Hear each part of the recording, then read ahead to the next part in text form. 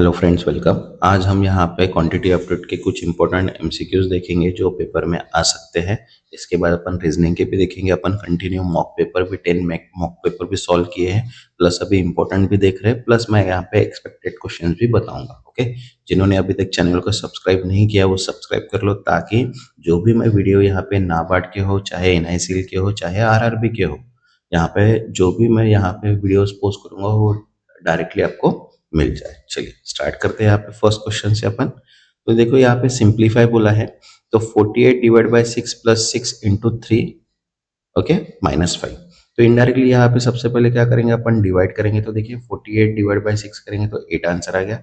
Then multiply करेंगे अपन 4 into 3 तो 12 आ गया। तो यहाँ पे इनका फिर क्या करेंगे, एडिशन प्लस सब्सट्रैक्शन। तो देखिए यहाँ पे इनडायरेक्टली अपन 8 प्लस 12 -5, तो आंसर कितना आ गया 15। तो इसलिए करेक्ट आंसर क्या आ गया 50। ओके, बॉड मास का फॉर्मूला अप्लाई करना है। BODMAS bracket of division multiplication वाला जो अप्लाई फॉर्मूला है, बॉड मास और पेड मास, ऐसे दो फॉर्मूलेज है अपने पास। तो उसके हिसाब से अपने को इसको सॉल्व करना है। ओके, नेक्स्ट इवैल्यूएट बोला है अभी, तो 3 cube plus 5 square minus 4 into 7 divide by 2। तो यहाँ पे देखो सबसे पहले अपन क्यूब निकाल लेंगे। तो 3 का क्यूब 27, 5 का स्क्वायर 25। अब क्या करेंगे, यहाँ पे मल्टीप्लीकेशन है, तो 4 इंटू 7 28 एंड 21 8 डिवाइड बाई 2 मतलब 40। तो इनडायरेक्टली यहाँ पे क्या करेंगे, 27 प्लस 25 माइनस 40। तो आंसर कितना आ जाएगा यहाँ पे 38। तो करेक्ट आंसर क्या आ गया यहाँ पे 38। ओके, नेक्स्ट अप्रोक्सीमेट दिखाना है अपने को। देखो 199.6 प्लस 300.7 माइनस 100। तो अप्रोक्सीमेट वैल्यू अगर देखते हैं तो देखिए 199.6 को अपन ने 200 लिए, 300.7 को 301 लिए और इसको 101। तो अगर इसका करेक्शंस अगर देखते हैं तो डायरेक्टली इसका आंसर कितना है 400।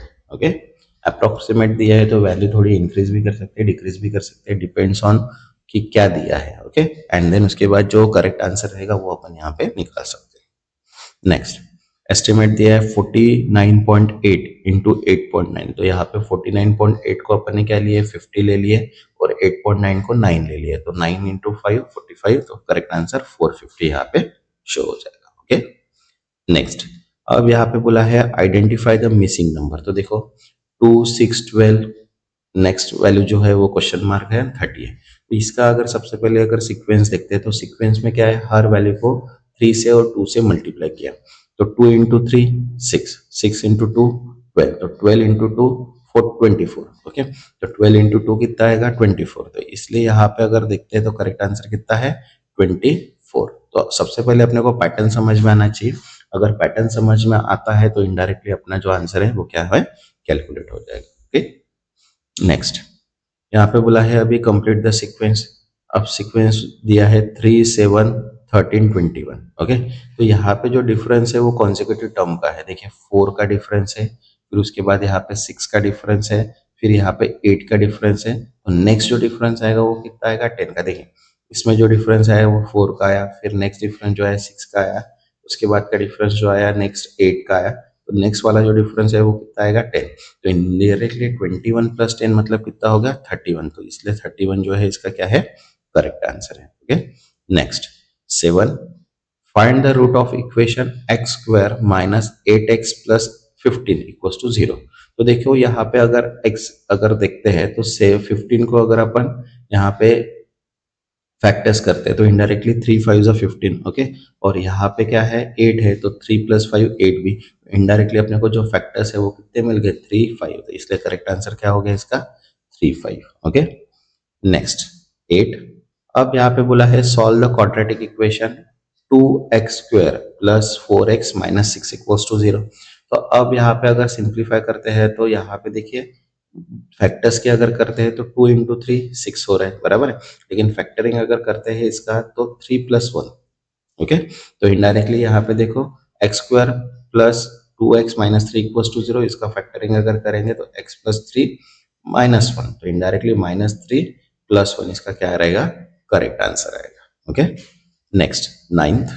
अब यहाँ पे बोला है in a line graph show company profit for 5 year follows 20 30 40 50 70 millions. Okay, what is the percentage increase from 1 year to 5 years? Okay, okay, तो देखो सबसे पहले फॉर्मूला अपने को अप्लाई करना है कि final value minus initial value divide by initial value into 100। तो इनडायरेक्टली अगर देखते हैं तो फाइनल वैल्यू जो है वो 70 है, okay, and then initial value जो है वो क्या है 20 डिवाइड बाय 20 इंटू 100। तो यहाँ पे जो परसेंटेज आया वो कितना आया 250। तो करेक्ट आंसर क्या आ गया, मतलब 1 to 5 यूएस में कितना परसेंटेज इंक्रीज हुआ 250%। Okay, next tenth. टेंथ यहाँ पे बोला है from a table student score if 60% pass in mathematics 50% in science and 30% in both, what is the percentage of student passing in either subject. तो देखिए percentage of passing in either subject अगर देखते तो तीनों का क्या करेंगे अपन, दोनों का मल्टीप्लीकेशन करेंगे मैथ्स एंड साइंस, और जो आइदर है उसको क्या करेंगे बोथ वाले को माइनस करेंगे। तो 50% 60% प्लस 50% माइनस 30%, तो कितना बचा अपने पास 80%। तो आइदर जो सब्जेक्ट है उसमें कितने परसेंटेज है 80% है। Okay, next 11th। अब यहाँ पे बोला है कि इस डेटा इज सफिशिएंट, मतलब चेक करना है to find the perimeter of triangle. अब यहाँ पे पेरीमीटर ऑफ ट्राइंगल दिया है, देखो यहाँ पे क्या है the length of two sides are known, the third side length is express as the sum of first two. यहाँ पे जो दोनों स्टेटमेंट्स है वो सफिशिएंट है to find a perimeter of triangle के लिए। Okay, next 12th। यहाँ पे बोला है फिर से डेटा सफिशिएंट का है to determine the average speed. देखिए एवरेज स्पीड निकालना है अपने को, तो डिस्टेंस दिया है 150 किलोमीटर का एंड टाइम दिया है, तो दोनों स्टेटमेंट क्या है सफिशिएंट है, तो both statement are together are sufficient for calculating average speed. Okay, next 13। अब यहाँ पे बोला है आइडेंटिफाई द इनकरेक्ट नंबर। तो देखिए 5 10 20 40 80 150। तो यहाँ पे देखिए पैटर्न क्या क्रिएट हो रहा है कि 5 into 10, okay 5 into 2 10, 10 into 2 into 2 into 2। तो यहाँ पे जो इनकरेक्ट है तो यहाँ पे कितना आना चाहिए था, इनडायरेक्टली 160 आना चाहिए था, क्योंकि 80 इंटू 2 मतलब 160, लेकिन यहाँ पे कितना है 150। तो यहाँ पे जो रॉन्ग है वो क्या है 150 है। Okay, next 14। Spot the error in the series 1 4 9 16 24 36। तो देखो अगर देखा जाए तो यहाँ पे ये जो है 1 4 9 16 ये जो है ये क्यूब्स है स्क्वायर्स है, 36 भी स्क्वायर है। तो देखो 1 का स्क्वायर 2 का स्क्वायर 3 का स्क्वायर 4 का स्क्वायर, तो यहाँ पे कितना आना चाहिए था 5 का स्क्वायर, और 5 का स्क्वायर कितना है 25। मतलब यहाँ पे जो आंसर आना चाहिए था वो 25 आना चाहिए था, लेकिन यहाँ पे 24 है, तो ये क्या है यहाँ पे स्पॉट एरर है। Okay, next. अब यहाँ पे 15 क्वेश्चन है।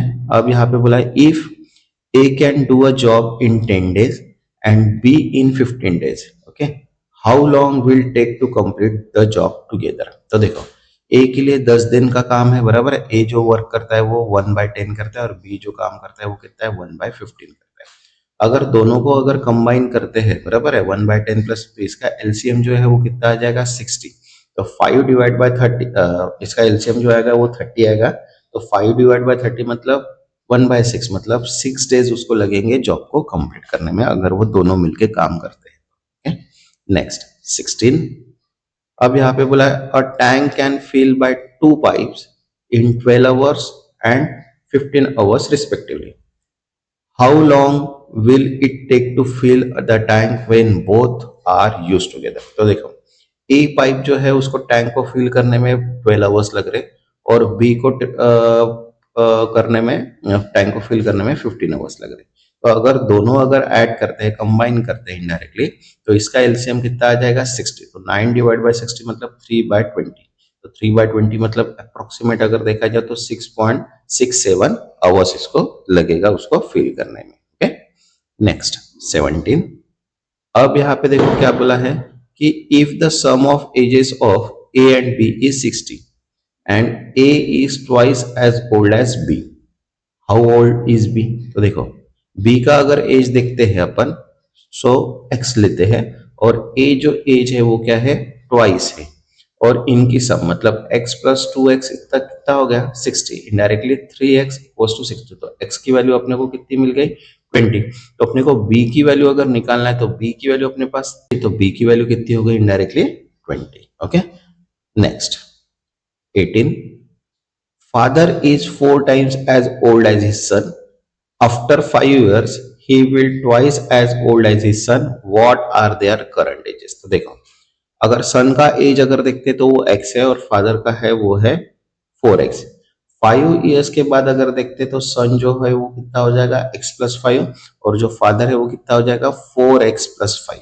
ओके, तो देखो इसको अगर कैलकुलेशंस में अगर करते हैं तो देखो 4x+5 प्लस ट्वाइस बोला है। ओके, तो इनडायरेक्टली क्या हो जाएगा यहाँ पे 2 × x+y। तो इसको अगर सॉल्व करते तो x की जो वैल्यू है वो कितनी आ रही है यहाँ पे 2.5। तो अब मुझे अपने को किसका एज निकालना है, what are their current age. तो अगर इनडायरेक्टली 2.5 है तो 2.5 ये कितना कि जो करंट एज है, ओके, वो कितना है फादर का 10 ईयर्स और जो सन है उसका कितना है 2.5। Okay, next 19, the average age of 5 number is 20. If one number is removed, the average become 15. What was the remove number? तो देखो 5 नंबर का अगर एवरेज दिया है 20 तो यहाँ पे कितना हो जाएगा 5 × 20 मतलब 100। अगर एक नंबर रिमूव करते तो एवरेज कितना बन रहा है उसका 15, तो मतलब 4 × 15 तो कितना बन गया 16। तो 100 - 16 अगर करेंगे तो कितना आ जाएगा 14। तो इनडायरेक्टली यहाँ पे जो आंसर है वो क्या है यहाँ पे 40 है। ओके, तो जो रिमूव नंबर हुआ है वो कौन सा है 40 नंबर रिमूव हुआ है। Okay, next 20। अब यहाँ पे बोला है if a shopkeeper sell an article for ₹120 making a profit of 20%, what is the cost price. तो देखो कॉस्ट प्राइस अपने को पता नहीं है, निकालना है तो उसको कॉस्ट प्राइस को अपन एक्स डिफाइन कर लेते हैं। सेलिंग प्राइस अपने पास कितनी है 120 है और प्रॉफिट जो है वो कितना है 20% है। तो अगर प्रॉफिट 20% अगर है तो एक्स की जो वैल्यू है वो कितनी हो जाएगी 0.20। तो इनडायरेक्टली जो सेलिंग प्राइस है तो कॉस्ट प्राइस प्लस प्रॉफिट मतलब इनडायरेक्टली 1.20 सेलिंग प्राइस हो गई। तो 1.20 की जो वैल्यू है 1.2x इक्वल्स टू कितना दिया है 120। तो इसको अगर 120 डिवाइड बाय 1.20 करके तो आंसर कितना आएगा 100। तो इसकी कॉस्ट प्राइस कितनी हो गई यहाँ पे 100। Okay, next 21। A sum of ₹6,000 is invested at annual interest rate of 4% for 5 years. What is the total amount at the end period? तो देखो प्रिंसिपल अपने को दिया है 6,000, रेट ऑफ इंटरेस्ट दिया है अपने को 4% एंड टाइम दिया है अपने को 5 years। तो सिंपल इंटरेस्ट का फॉर्मूला अपने को सबको पता ही है, principal into number of year into time divide by rate of interest divide by 100। तो यहाँ पे देखो अपने को क्या दिया है, प्रिंसिपल दिया है 6,000, रेट दिया है 4% एंड टाइम दिया है 5 डिवाइड बाय 100। तो इसको कैलकुलेट करते तो सिंपल इंटरेस्ट कितना मिल गया अपने को 1200। अब यहाँ पे मैं अपने को निकालना क्या है टोटल अमाउंट। इनडायरेक्टली जो भी अपना प्रिंसिपल रहेगा 6,000 तो 6,000 प्लस सिंपल इंटरेस्ट तो अपना क्या मिल जाएगा यहाँ पे टोटल अमाउंट। तो 7,200 क्या है इसका amount. Okay, next 22। If ₹800 is invested at 5% compound interest rate for 3 years, what is the total amount at the end? तो देखो अमाउंट का अगर कंपाउंड इंटरेस्ट का फॉर्मूला लिखते हैं तो ये है कंपाउंड इंटरेस्ट का formula, amount equals to principal 1+r divide by 100 of T. ये सारी चीजें मैंने मॉक पेपर में भी बताई हुई है। ओके, जिन्होंने वो मॉक पेपर नहीं देखे वो मॉक पेपर देख लीजिए, 10 मॉक पेपर मैंने अपडेट किए हैं। ओके, तो यहाँ पे देखिए प्रिंसिपल कितना दिया है अपने को 800 दिया है, रेट दिया है 5% और टाइम दिया है 3 years का। अगर इसको ये प्रॉब्लम फॉर्मूले में अगर वैल्यू पुट करते हैं तो इनडायरेक्टली इसका कैलकुलेशन सी आएगा और इसका करेक्ट जो आंसर आएगा वो आएगा 924.63। ओके, नेक्स्ट जो है 23। अब यहाँ पे बोला है कि if train travel 200 kilometre at a speed of 80 kilometre per, how long it take time. Time निकलना है तो टाइम का फॉर्मूला अपने को पता है distance divide by speed. Indirectly 200 divide by 80 मतलब 2.5 आवर्स उसका टाइम आएगा। Okay, next 24। अब यहाँ पे बोला है अ cyclist cover 36 kilometre in 1.5 hours, what is the speed in kilometre per hour. तो देखो स्पीड का formula same distance divide by time, तो इनडायरेक्टली 36 डिवाइड बाय 1.5 तो कितना आया 24। तो इसका स्पीड कितना था 24 kilometre per hour. Okay, next 25। How many way can 5 books be arrange on the self? अगर 5 बुक्स अरेंज करना है तो इनडायरेक्टली 5 का फैक्टोरियल निकालना है। 5 का फैक्टोरियल निकालना है मतलब क्या करना है, 5 को 1 तक मल्टीप्लाई करते हुए जाना है। तो 5 का फैक्टोरियल कितना आएगा, 120, इसलिए करेक्ट आंसर भी इसका कितना आएगा, 120। Okay, next 26। अब यहाँ पे बोला है in how many ways can the letter of the word success be arrange? तो इनडायरेक्टली यहाँ पे देखो जो सी है और एस है वो डबल डबल आया है, तो टोटल वर्ड जो है वो 7, क्योंकि कॉम्बिनेशन का फॉर्मूला है परम्यूटेशन का। तो indirectly 7 factors divide by 3 into 2 into 1, मतलब इनके फैक्टर्स अगर निकल गए तो आंसर कितना आता है, 420। तो अरेंज कितनी बार कर सकते हैं अपन सक्सेस को, 420 बार। Okay, next 27। A boat can go 30 kilometer upstream in 6 hours. What is the speed of boat in still water if the current is 5 kilometre per hour? तो देखो स्पीड का फॉर्मूला क्या है अपने पास, डिस्टेंस डिवाइड बाय टाइम, मतलब 30 divide by 6 करेंगे तो कितना आ जाएगा, 5 किलोमीटर पर आवर। अब यहाँ पे अगर स्टिल अपस्ट्रीम निकालना है यहाँ पे अपने को, तो देखो speed of boat still in water अगर x है तो इफेक्टिव स्पीड ऑफ अपस्ट्रीम कितना होगा, x-5।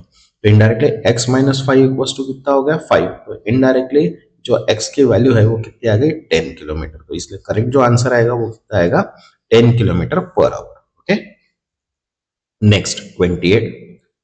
A boat travel downstream at 15 kilometer per hour and upstream at 9 kilometer per hour. What is the speed of boat in still water? तो देखो boat speed of boat in still water का formula क्या है, down stream speed plus upstream speed divide by 2। तो यहाँ पे 15 plus 9 divide by 2 मतलब यहाँ पे 24/2 मतलब 12 किलोमीटर पर आवर उसकी स्पीड निकल। ओके, नेक्स्ट कैलकुलेट करना है area of rectangle with the length of 10 centimetre and width 5। तो एरिया ऑफ रेक्टेंगल का फॉर्मूला क्या है, लेंथ इंटू विड्थ, तो 10 इंटू 5 मतलब 50 सेंटीमीटर स्क्वायर। Okay, next 30। अब यहाँ पे बोला है what is the volume of cone with the radius 3 centimetre and height 9 centimetre. देखो वॉल्यूम ऑफ कोन का फॉर्मूला क्या है, 1/3 पाई आर स्क्वायर एच। तो रेडियस अपने को 3 दिए है, हाइट दिए है 9। तो फॉर्मूले में अगर पुट करेंगे वैल्यू तो अपने को कितना मिल जाएगा यहाँ पे, 27। तो करेक्ट आंसर क्या हो गया इसका, 27। नेक्स्ट जो रहेगा वो इंपॉर्टेंट एमसीक्यू रहेगा क्वांटिटी का 3। कंटिन्यू में अपन इंग्लिश के भी प्लस रीजनिंग के भी प्लस इंग्लिश के भी क्वेश्चन यहाँ पे सॉल्व करेंगे। तब तक के लिए